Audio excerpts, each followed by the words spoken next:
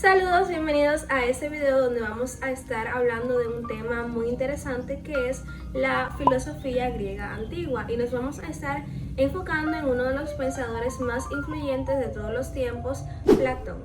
También destacaremos cómo el legado de Platón se erige como un foro de la historia del pensamiento occidental y cómo influyeron las enseñanzas de Sócrates en él.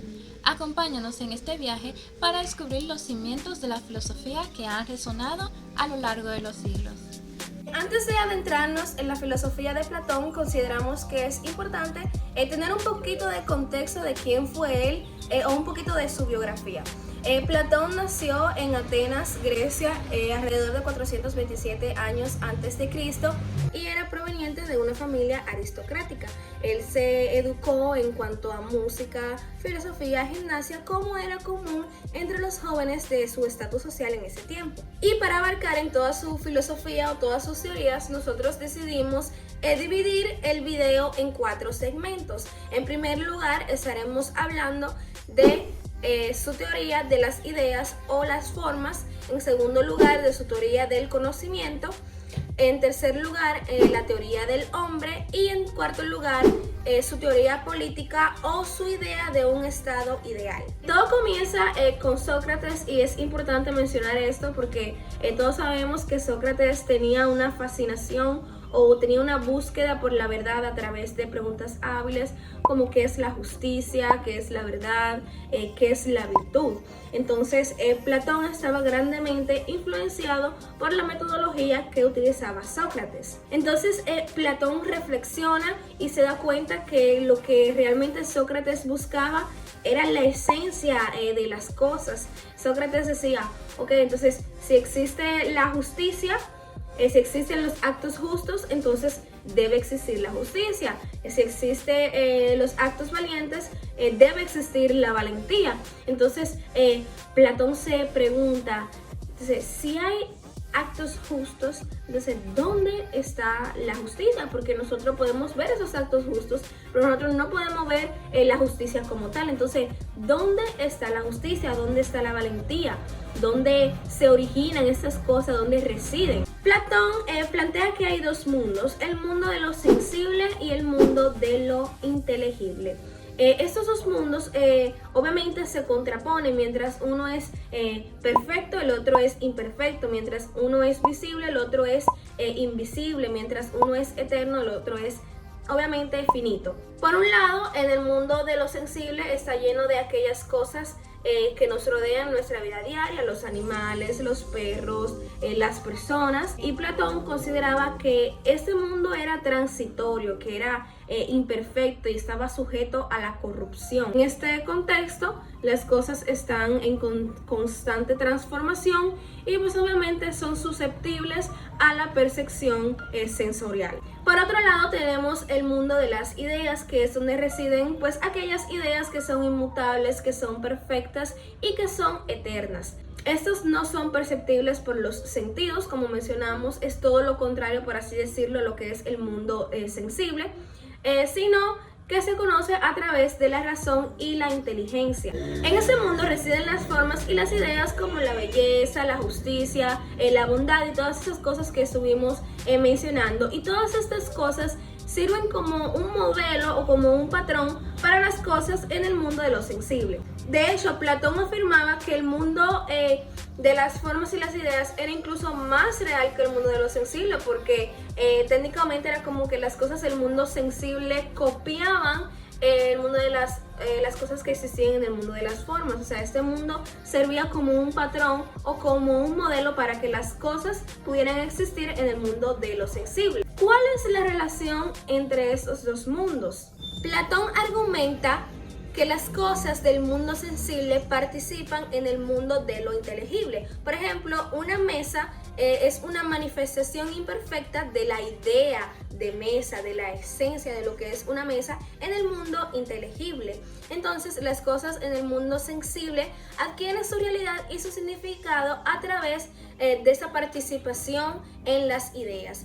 Esa relación de participación obviamente significa que las formas son la verdadera realidad y esencia detrás de las cosas que nosotros podemos percibir en el mundo de lo sensible.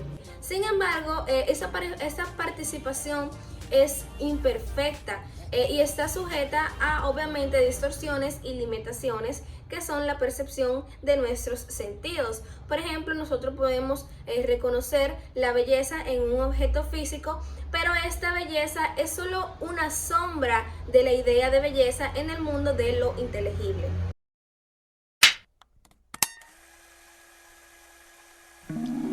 Platón extendió su filosofía sobre la dualidad de los mundos a la dualidad del ser humano, al proponer dos elementos que componen al hombre, el alma y el cuerpo. Para Platón, el alma pertenece al mundo de las ideas y posee conocimientos innatos, mientras que el cuerpo es mortal y está sujeto al mundo sensible. Esta dualidad sugiere que la verdadera búsqueda del conocimiento y la realidad se encuentra en el mundo de las ideas, al cual el alma está más estrechamente vinculada. Platón afirmaba que no podemos realmente percibir la existencia de las formas a partir de estas copias imperfectas que percibimos en el mundo sensible, ya que nuestros sentidos nos engañan y nuestra capacidad intelectual es limitada. Según él, esto se refiere principalmente al cuerpo, el cual consideraba como una temporada de prisión que dificulta la conexión directa con las ideas. Platón argumentaba que el alma es inmortal y preexistente, encarnándose en el cuerpo cuando nace y lo abandona cuando muere. A esto se le llamó la teoría de reminiscencia, la cual establece que el alma, antes de encarnar en nuestro cuerpo, vivía en el mundo de las ideas y que ésta ya sabía absolutamente todas las cosas, pero que al llegar al mundo sensible y encarnarse, olvidaba todo ese conocimiento.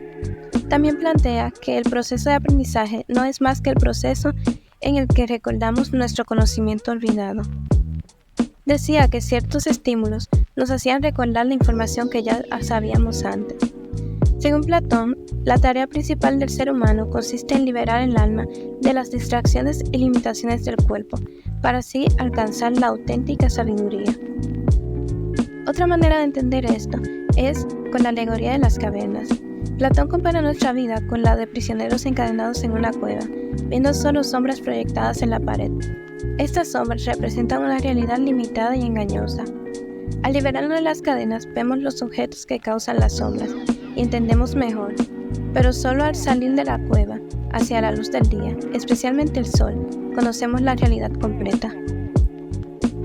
En otras palabras, esto sugiere que nuestras percepciones sensoriales pueden llegar a ser engañosas y que la verdadera sabiduría se encuentra en la comprensión más profunda de las ideas eternas.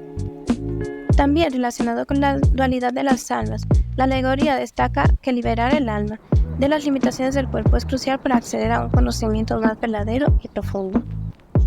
Otra teoría que Platón tenía sobre las almas era la tripartición de las almas.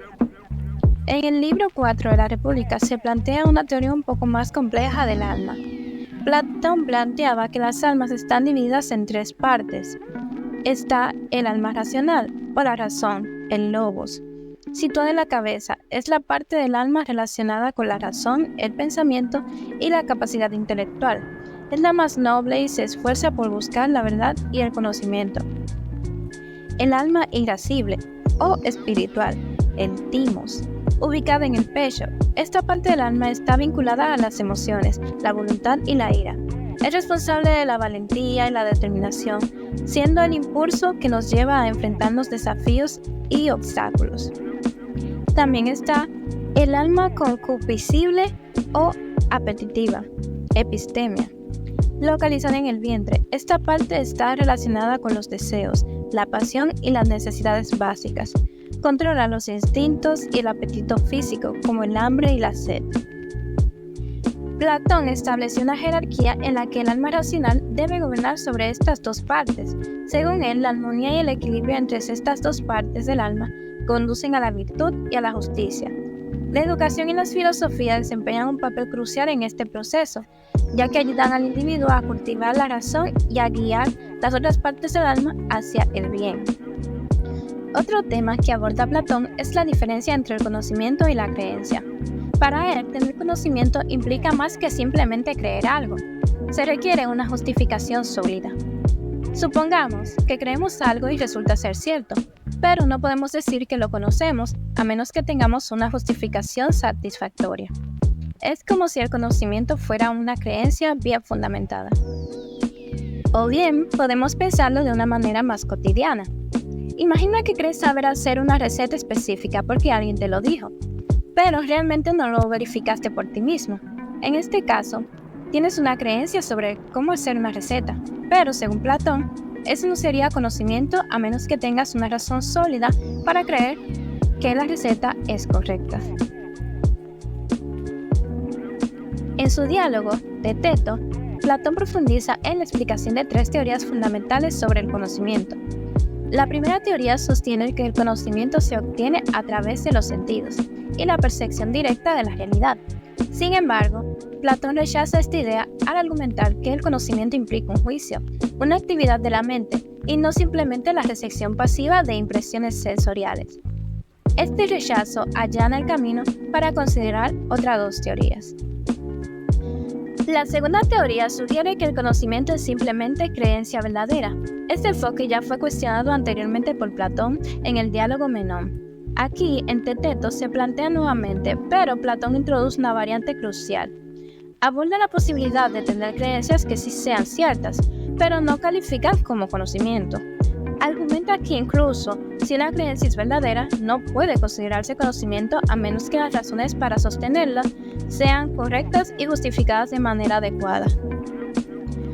Platón avanza hacia la tercera teoría, que sugiere que el conocimiento es creencia verdadera con justificación o razón.